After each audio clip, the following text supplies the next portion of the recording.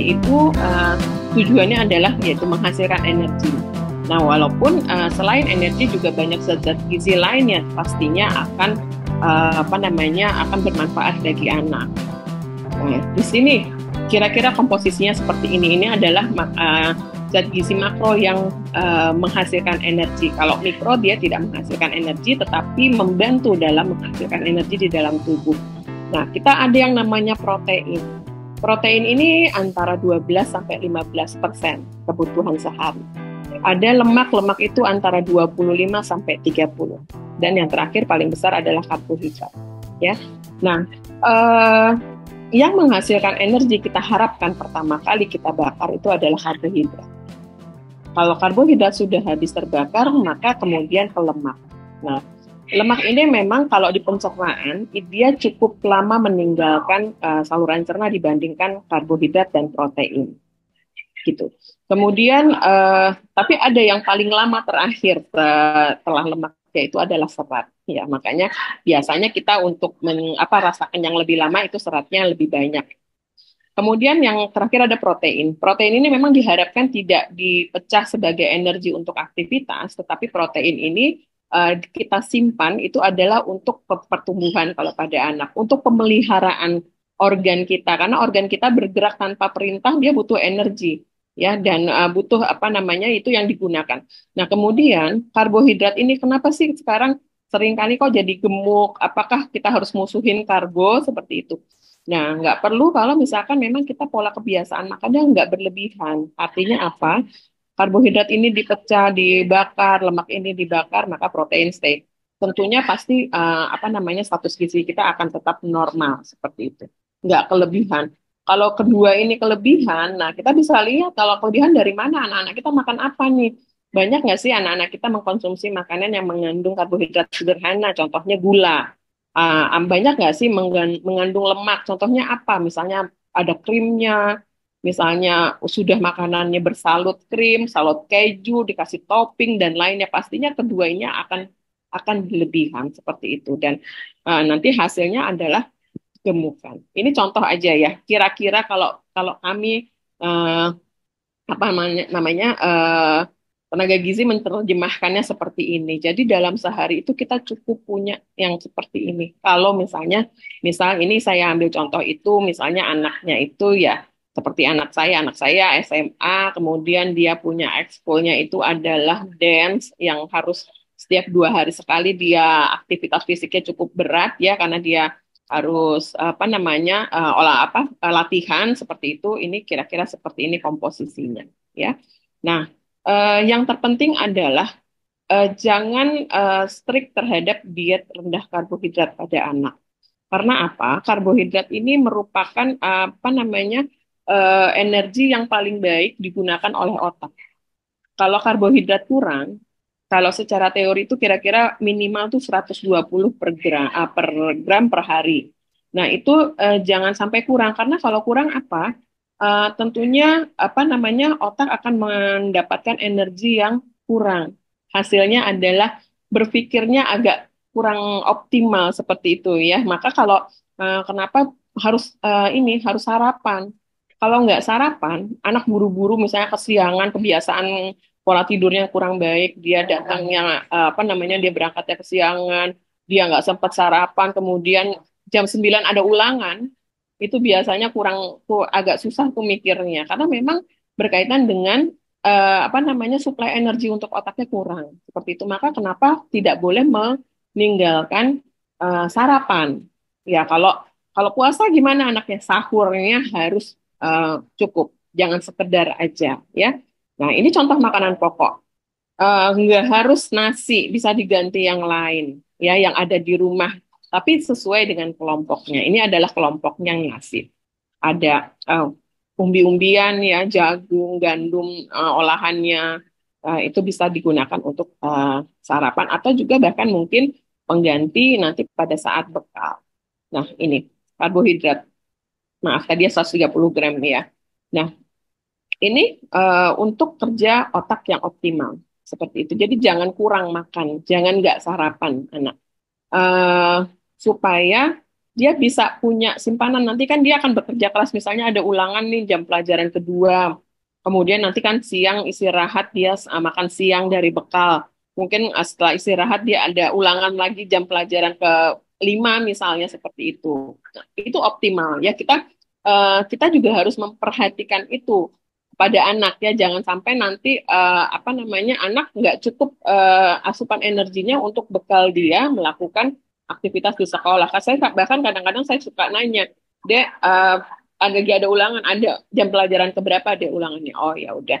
Nanti jangan lupa ini ya minum yang banyak. Nanti tadi kan udah makan, terus makan paginya mungkin jangan terlalu yang merangsang, jangan sampai nanti pas lagi mau ulangan dia mules apa segala macam ya seperti itu.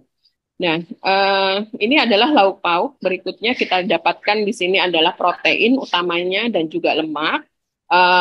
Tentunya kalau misalkan anak sudah mulai masuk ke masa remaja dan juga apa namanya menjelang dewasa ya kita harapkan juga sumber lemaknya harus yang baik, yang sehat ya supaya nanti apa namanya anak masuk ke usia dewasa nggak bawa bawaan misalnya kolesterolnya tinggi seperti itu karena sekarang kasus anak kolesterol tinggi juga sudah cukup banyak. Jadi kita kenalkan ikan, kenalkan ayam itu jangan cari yang banyak kulitnya misalnya seperti itu ya. Itu juga kita mulai kenalkan. Untuk protein lauk itu jangan kurang karena apa di sini butuh untuk otot misalnya kalau anak saya kan ekskolnya modern dance dia 2 hari sekali dia latihan dia butuh otot yang kuat ya maka kita lihat apa namanya pola konsumsinya kemudian juga lemak juga jangan dimusuhin karena kalau pada anak lemak juga merupakan salah satu bahan baku untuk hormon pertumbuhan ya jadi jangan juga ini nggak boleh itu nggak boleh ya ibu bapak ya yang penting proporsinya itu pas. Dari mana kita tahu proporsi makanan anak kita pas? Kita lihat status gizinya, kelebihan atau kurang. Dan juga pastinya kita perhatikan juga prestasi anak ya bukan bukan kita lihat harus ranking atau enggak, tapi paling enggak kita perhatikan apakah ada kendala misalnya konsentrasi, saya suka ngantuk misalnya habis suka nggak konsen seperti itu mana tahu kita cek lagi ya jangan-jangan HP-nya rendah kita lihat lagi cukup nggak sih makanan anak-anak kita seperti itu atau mungkin ada masalah pencernaan yang membuat juga anak menjadi tidak nyaman misalnya dan kita kurang memperhatikan misalnya anak ternyata BAB-nya nggak lancar nggak setiap hari itu juga berpengaruh seperti itu.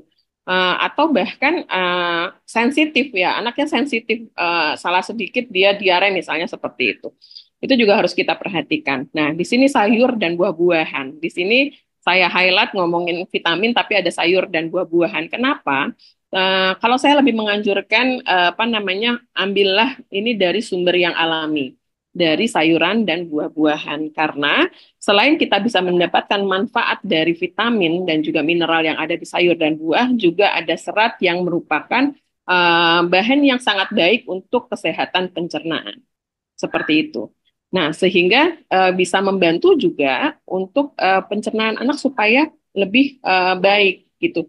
Karena pencernaan itu selain apa namanya, selain juga faktornya dari makanan, juga termasuk aktivitas fisik ya. Jadi kalau anak-anaknya senengnya duduk main game, misalnya kalau liburan seharian, kita colek-colek ajak jalan pagi ya, karena aktivitas fisik juga membantu untuk mengaktifkan peristaltik usus ya sehingga proses defekasi ya proses BAB-nya itu bisa lancar. Nah, ini contohnya. Cuma kalau saya ngeliat di sini ikannya kekeringan ya, kalau bisa jangan terlalu kering gorengnya. Ini contoh aja. Ini nasi 150 gram. Kemudian ini ikan, tahu, ada sayur dan juga buah ya. Kebetulan anak saya hobinya itu adalah nggak susah-susah makan buah pepaya. Jadi nggak harus nyari yang anggur, apel, atau ya dia malah nggak suka. Dia lebih sukanya kalau nggak pepaya, kalau musim mangga dia seneng mangga, atau melon. Ya, saya rasa kalau buah pepaya kita gampang banget. Ya, 15.000 dapat satu buah, itu bisa buat 3 kali makan. Ya, ibu, bapak, anak, gitu, dalam sehari. Nah, sayur bayam, kangkung, sawi putih itu banyak sekali ya kalau apa namanya ya apakah waktunya ada harus diadain karena sulit kalau misalkan kita bilang oh kita sibuk nih segala macam itu harus diadain Tapi pada saat kita sudah terbiasa, kita juga sebagai orang tua ya, kita sudah terbiasa jadi seperti auto. Pulang kantor, apa yang harus dikerjakan, apa yang harus disiapkan dulu, kemudian kalau saya biasanya pulang kantor tuh saya ngeluarin barang dulu tuh dari kulkas, kemudian apa namanya saya mandi dan lainnya, kemudian saya udah bisa di dapur untuk mengolah. Nah, ada yang memang malam itu dikonsumsi, ada yang saya pack atau saya apa namanya saya tempatin, saya simpan di chiller seperti itu. Nah, besok tinggal reheating lagi.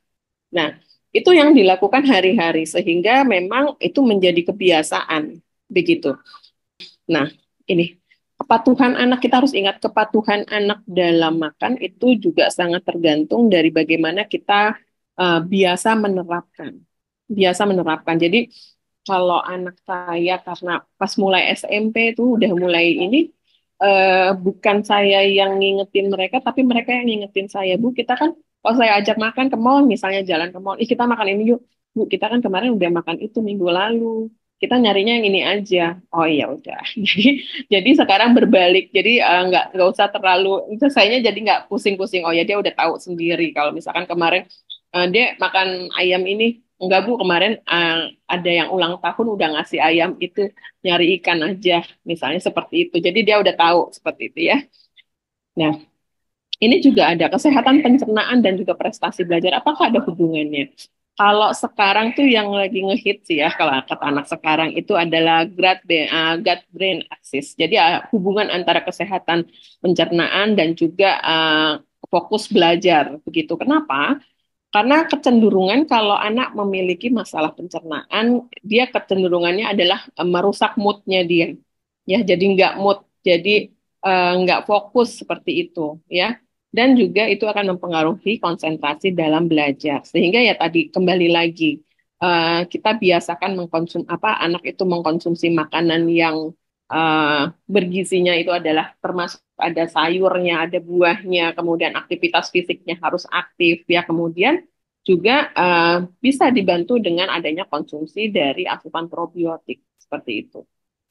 Ini juga menjadi satu kebiasaan saya nih di rumah. Anak saya yang laki-laki udah ngingetin terus kalau misalnya produknya nggak ada, itu pasti saya apa namanya saya restock lagi dan sekarang alhamdulillah sudah ada yang ini kan ya ada yang low sugar ya seperti itu. Jadi kita restock itu untuk salah satunya adalah tentang masalah pencernaan. Saya rasa demikian materi dari saya. Terima kasih banyak saya.